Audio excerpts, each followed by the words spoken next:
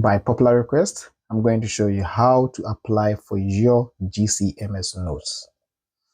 I know a lot of you already know about GCMS notes, and many seem to think you only request for it when your visa application gets denied. But no, GCMS notes is way more than that. So the GCMS notes, that's a Global Case Management System or software, is a software which the immigration or IRCC officers use throughout your application process. So if any agent touches your application, whatever that they think about it, if they touch this document or that file, they have to make notes on what it is that they thought about it in that software. So this helps so that if any other person comes to your application, they are able to know that this document has already been analyzed by that person and this is what they thought of it. And then they can just base on that and move on to the other documents that they have to process. It doesn't take just a day for your application to be processed, as you already know. It takes a while and many people may touch it. So as they go, whoever touches it have to make notes on whatever it is that they read, what they understand, and everything. So at the end of the day, they, based on what they have written on this, to decide whether to give you the visa or not. So when you apply for a GCMS note, this is the document that you get back so that you then understand that this and that is what went in. This is the thought process that went into your application and decided whether your visa got denied or accepted. As a result, you can apply for your GCMS notes even when your application is in process. It doesn't necessarily have to end or get a decision before you can apply for it.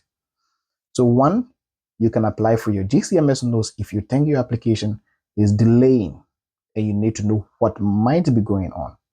So when you get it, you get to see whatever anybody have noted on it and everything. Even though it's not done yet, you still get it and you're able to know what is happening. Also, as you already know, when the decision is made, you're able to apply for it, request for it, and get to see what went into it, the reasons why they denied or accepted it. One important thing that a lot of people don't also know is that you can request for every information that IRCC has on you. This entails documents, information, everything that they have on you. And this is particularly important for people who work with agents, which is like almost everybody. If you work with an agent, most agents just send information, documents, so far as they think is going to help you get your visa, even though it's not helpful. And what happens mostly is you may be applying for a study permit through an agent and you get your visa. So you think, wow, everything is good. You get a visa, you come to Canada. But in your future applications where you may be applying for, let's say, your postgraduate work permit or a PR, then that becomes a problem. Because you don't really know all the details your agent sent on your behalf, it so happens to be that you may submit conflicting information about yourself, even though yours may actually be the truth. But if the agent added some things to it, you are not sure.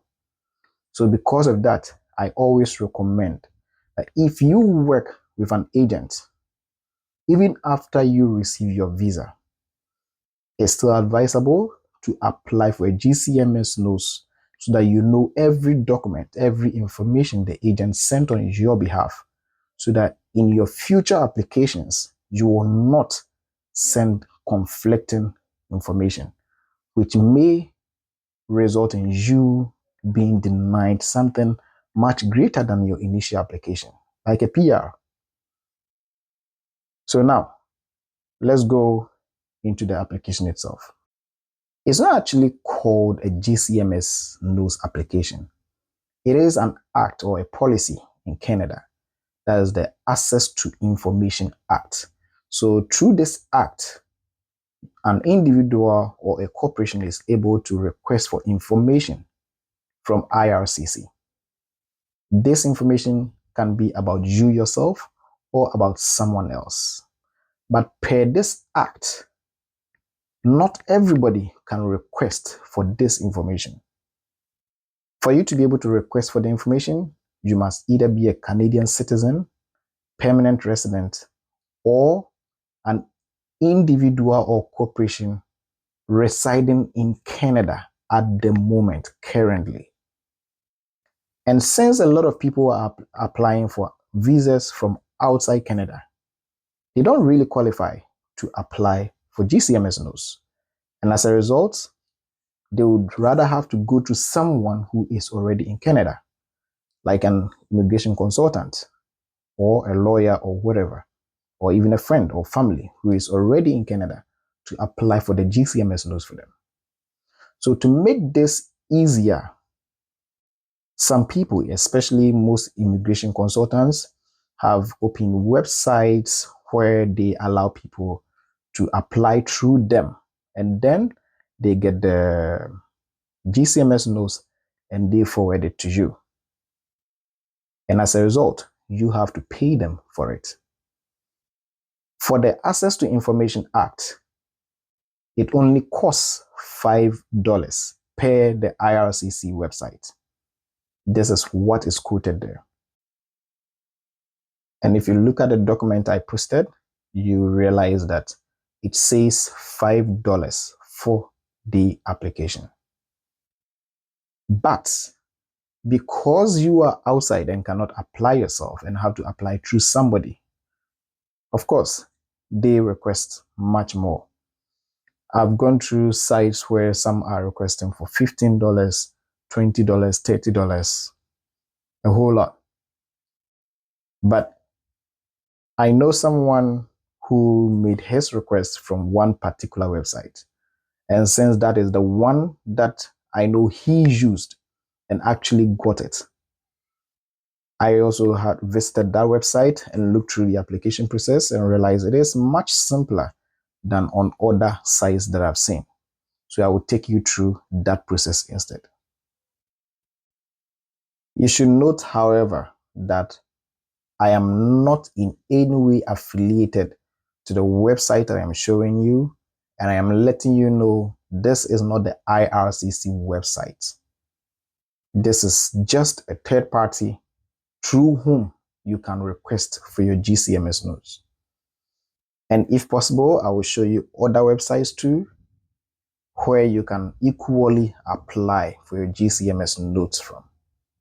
But then again, you just have to go through it, submit your information. And whoever is requesting for information on your behalf would have to send you a consent letter from IRCC. So after you sign that letter and submit it to them, that is when they can now request for it on your behalf.